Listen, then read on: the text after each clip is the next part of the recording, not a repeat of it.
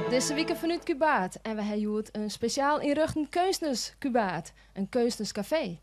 Dit decor docht al een heel soort kunststickers in. Hier zie je trouwens decor van een kunstner, een Cubaat die het helemaal net kunstner neemt weer wel. Zijn naam is Casper en Casper die zit in Antwerpen. Hij weet namelijk helemaal net, het is een prachtige schilderij voor hem hier opsteld staan. Casper jongen, bedankt. Wij vinden ze prachtig. Wat hebben we in het programma? We hebben een lied van Tjerk, kunst en kiets en wienboeren te gast.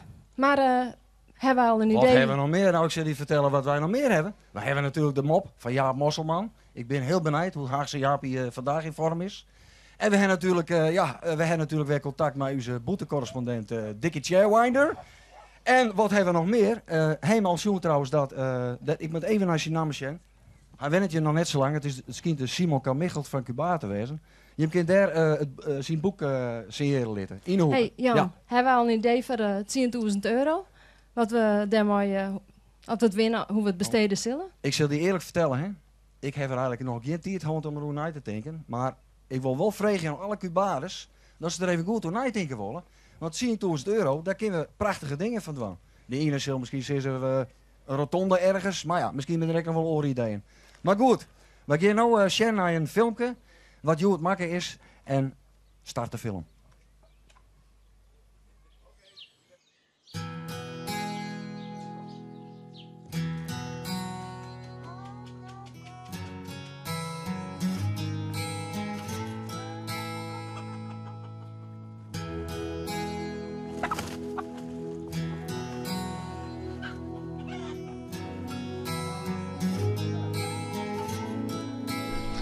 Ik ben Anna Veensma en ik ben hier op dit mooie schitterende plakje al 16 hier.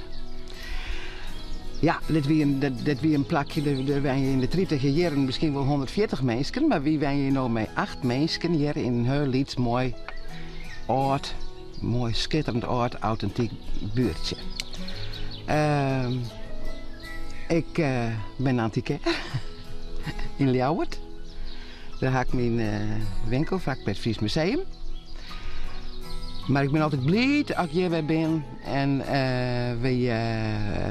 je zo lekker rustig ben je en zo veilig. En zo. Cubaat is een zeer creatief dorp met zeer bijzondere mensen.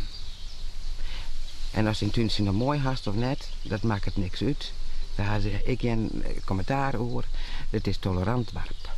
En dat vind ik heerlijk. Wij ben kunstminnend en en ik wil je hem graag eventjes kennis met je laten met de geweldige kunstenaars hier in het dorp. De mensen die hier op het hiem ben, dat zijn 2 wetenschappers. Professor Dr. Van Heuven en professor Dr. Van Bezooien.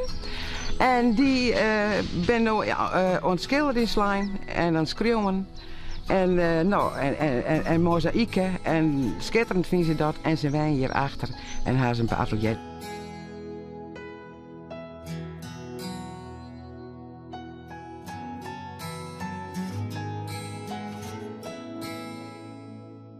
Mo Verbruggen, die is onze glazenier uit het dorp. En die maakt prachtige glas en lood en kerkramen.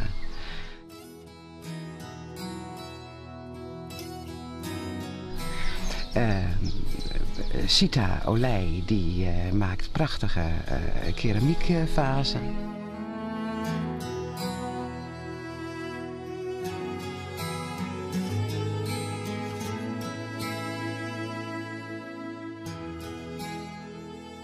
Martin Piepke, toch wel aardig bekende kunstenaar hier in het dorp.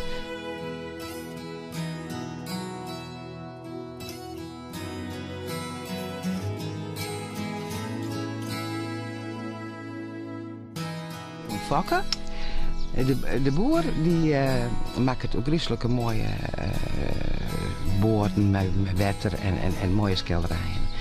En ja, dat is ook een hele goede kunstenaar. Ik maak zelf net kunst. Ja, ik bjatje wat, maar ik ben geen kunstenaar. Ik ben meer een kunstkenner.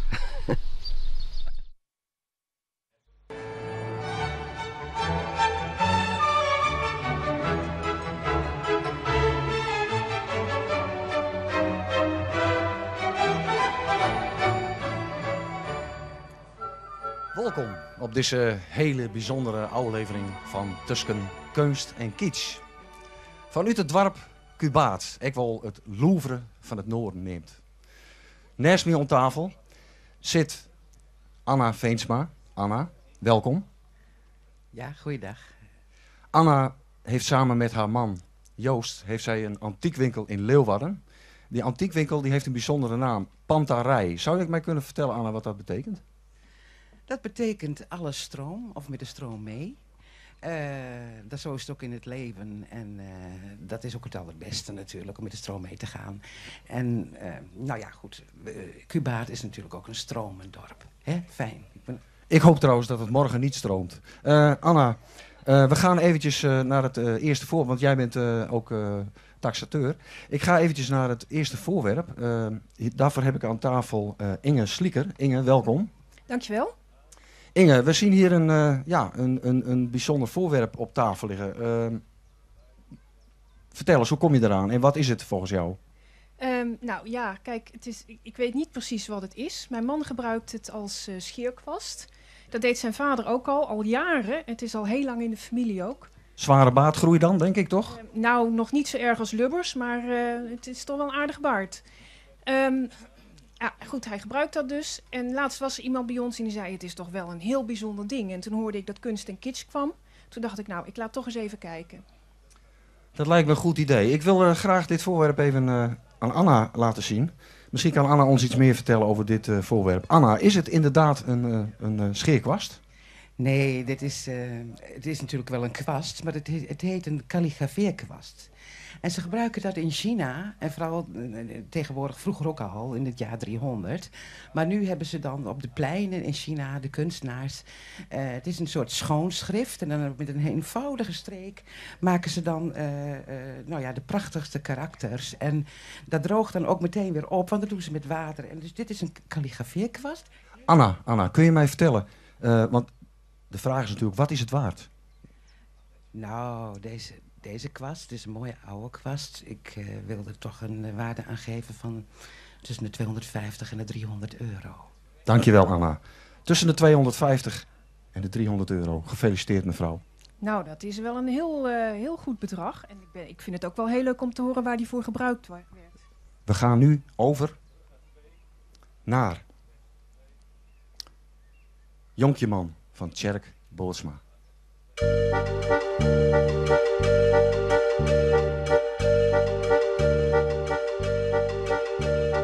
Jonkjeman, vogeltje man. Jonkjeman, vogeltje man. Het is echt man. Du bist een kunstenaar. Jonkjeman, vogeltje man. Jonkjeman, vogeltje man. Dit dreven wol, vleren wol. Op de wieren jukken zweven wol, op eigen wieze leven wol. Op zijn lichte loftfiets staat traap en traap, traap en traap. Op zijn lichte loftfiets staat in de wind op traap, traap en traap. Niet dreven wol, vleren wol, het hemelblauw genieten, de hele vraag verjitten. Jonkjeman, vogeltje man. Jonkjeman, vogeltje man. Jonkjeman, vogeltje man. Het is echt man. Du bist een kunstenaar man. Jonkjeman, vogeltje man. Jonkjeman, vogeltje man.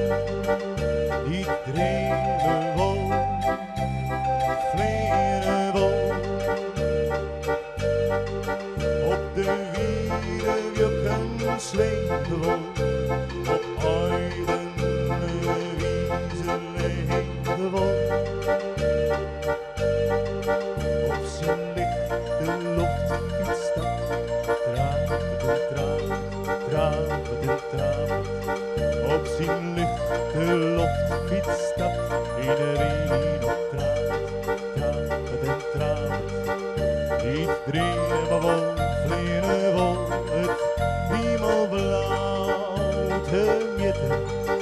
De hele vraat vergeten. Jonkje man, vogeltje man, voederman. En wonen bij zo'n wonderman, wonderman. Du bist een were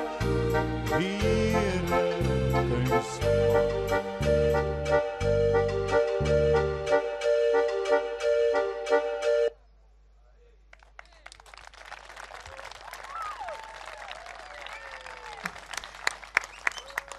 Geweldig.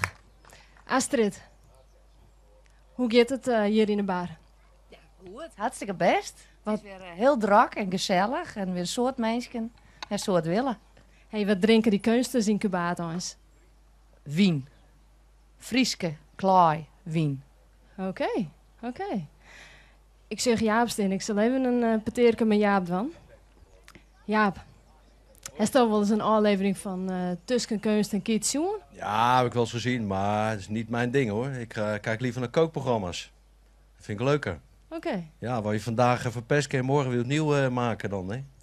Maar een jaar of 20 geleden begon Cas Spijkers met die kookprogramma's. Dat is ook al een heel oud programma. Maar er zag een keer een aflevering en Cas Spijkers die ging schildpaddensoep koken. En had Willem-Alexander had hij uitgenodigd als gast. En die was toen nog een jaar of 16 of zo. En Cas Spijker die gaat schildpaddensoep maken. En er staat een aquarium met een schildpad en een hakblok had hij. En fijn, hij begint, weet je wel. Hij pakt de schildpad eruit, legt het hakblok. En hij wil zijn kop eraf slaan, maar iedere keer trekt dat schildpad zijn kop terug. En dat deed hij al een keer of 8 zo, maar dat werd aardig gênant. Dus toen zei Willem-Alexander, hij zegt, laat mij dat maar doen. Ik weet hoe het moet. Nou, fijn, toen zei hij van Cas Spijkers zei van, joh, Willem-Alexander gaat het doen. Dus die pakt dat schildpad weer, zet hem erop en die steekt zo ook vinger in zijn reet. Die kop komt eruit, die staat zo, die kop eraf. Fijn, die schildpaddensoep is gemaakt en na de uitzending, toen zegt die Cas Spijker, joh, moet je luisteren. Hoe weet jij dat, hè? Zo die vinger en dan die kop eruit. Hij zei, nou, ik moet altijd stropdas omdoen bij mijn vader. Siske Sto, de mosselman, de mosselman, de mosselman. Siske Sto, de mosselman, u bent het in Cuba. Siske Sto, de mosselman, de mosselman, de mosselman. Hij bent het in het huisje van Lange Wilde. Nou, welkom. Dat bist krijg bij de deskundige geweest. Maar wat is het, de Frieske doorloper? Nee, dit is geen schaats. Dat dacht ik altijd niet. Ja, maar wat is dat glazen pis? Het is geen skaat. Nee, het is zeker geen schaats. Dit is een vedel. Wat is een vedel? Een vedel is een voorrinder van een viool. En waar is de striekstak dan? Nou, die is waarschijnlijk ergens hingebleven, maar je net bij. Oh, maar wilt er nog wel eens op spelen? Nou, ik ken het net, maar het is een tokkelinstrument. Oké. Ik vind hem wel mooi. Smiet er nog wat op. Zo ongeveer 300 euro. Oké.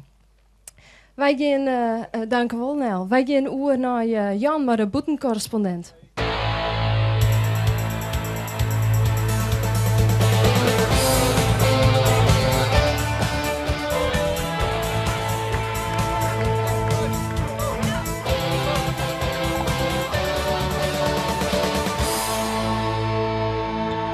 De boetencorrespondent ligt nog even op een wachtje, hij is nog net ter plak. Maar we zijn al bezig met de tweede ronde van Tussen Kunst en Kiets. Naast me zit René van Bersooyen.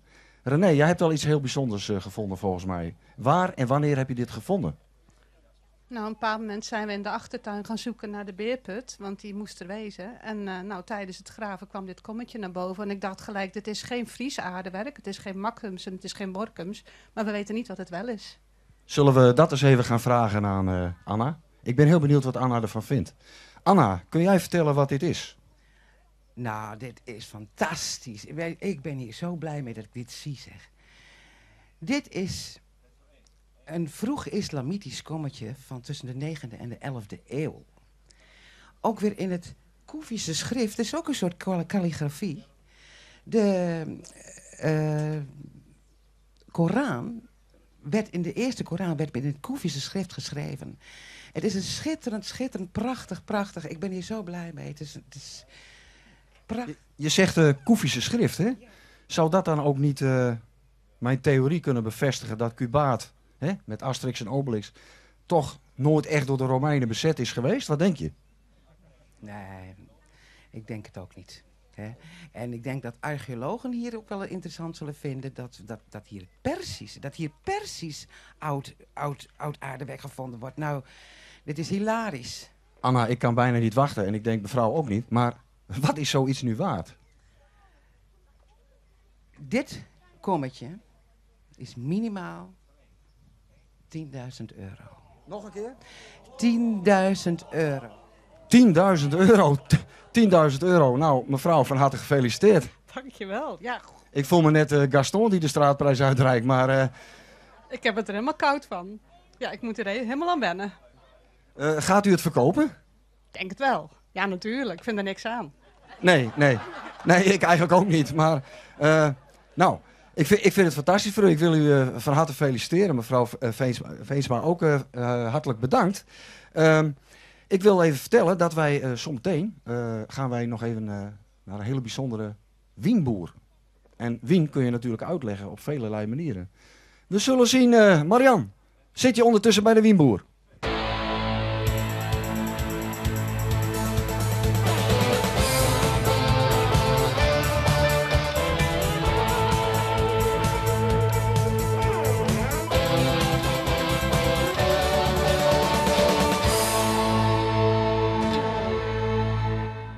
Welkom, Martijn Heeg en Anton Heeg. Jullie zijn wienboeren. Martijn Heeg, hoe bist het daar komen om wienboer te worden? Nou ja, kunst in Cubaat, Bourgondisch leven. Je ziet je wat, je willen wat nice. Ik hou zelf ook erg van wien. Nou, en wienmaatje is ook een kunst. Dus ik denk van, nou, dan word ik kunstenaar op deze manier. En zo ben ik begonnen met het telen van druiven en daarna een maatje van wien. Oké. En Anton Heeg, jij bent wienboer, maar dan op een andere manier. Ja, op een andere manier. Martijn die haalt de wien van de grond en ik haal de wien uit de lucht. En wij maken er energie van. Oké, dus wienboer, vandaar. Ja, ik zeg hem. Martijn, de Friese klooi, is dat geschikt om druiven te verbouwen? Ja, de Friese klooi, dat is hele rieke, zwieren groen. Eigenlijk moest het lezen letten werd het luid, maar er zit zoveel mineralen in. Er zit een prachtige waterhuishouding in. Die druiven die krijgen we, dan komen ze met watteltjes lekker te zetten. Hel je al die mineralen mooi omheen. Broeken de prachtige zinnen, het volle lucht wat wij hier in Friesland hebben. En wij maken het proeven. Wij maken het proeven. Hoe doen we dat? Nou, ik zal het je snel letten. Wij hebben meer dan een uur hebben we erover om deze wien te maken. Dus neem de tijd. Jou het een beetje lucht. Neem een slokje en let het zaaistijl in de moelen. Proost. Waar wie stond, waar wie niet, het is al zo lang geleden. Waar wie stond, waar wie niet, het is al zo lang geleden.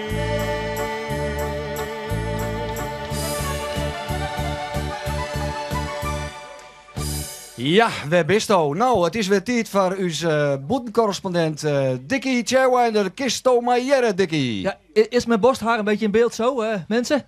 Dick, kun je me horen, jongen? Hier vanuit Cubaat, kist Maillere, Dick. Beste Jan, lieve Marian, hier ben ik dan. En deze keer, je zult het niet geloven, maar in dit gat Cubaat sta ik vandaag met een onthulling. En dan wil jij vast weten wat voor onthulling als ik heb. Nou, maak me gek, Dick. Vertel. Ja. Ik zal jullie iets vertellen wat jullie vast nog niet weten. De koningin is hier ooit in Cubaat geweest. En men heeft een wc gebouwd, speciaal voor die koningin. Maar goed, nou weten we wel, de wc is er niet. Ze is niet op die wc geweest. Maar ze is wel op het huisje, noemen ze dat hier, geweest. Bij de jongens die achter het dorpshuis wonen. Ja, Dirk. Ja, nou, en dan komt het. Daar heeft ze een majesteitelijke drol gelegd. En toen dachten ze, daar kunnen we wat mee doen. Als we nou straks die €10.000 winnen, dan kunnen we daar wat mee doen. Dus, nou weet jij vast niet waar ik hier sta, Jan. Nee, Dirk, ik weet niet waar je staat, maar alsjeblieft, schiet op. Ik sta hier op een bijzonder plekje, namelijk vlakbij de Vlinderberm. Daar is voor tonnen aan subsidie in gestopt. Geen vlinder gezien. Dat komt door al die mensen in Cubaat die hun hond hieruit laten. Dirk, zeg het maar, Dirk. Dus ze noemen het nou de Tempo, Drollenberm. Dirk. En daarom willen ze een kunstwerk kopen. En dit wordt hem. Dick. Het is de drol van Wim T. Schippers. Dick, dankjewel. Ik vind er nog wel een luchtje zitten aan dat verhaal van je. Ik hoop toch echt dat je morgen met iets beters komt. Nee. Ik hoop dat je morgen met iets beter komt. Meesken, dit wie toch het van in het dorp. De tweede dag vanuit Cubaat. Ik hoop hier meer Olly en morgen weer te zien. Morgen hebben we een bijzondere uitzending. Vrouw Volkertsma is haardgast en we hadden dan als thema de ouderen in Cubaat. Meesken, tot morgen.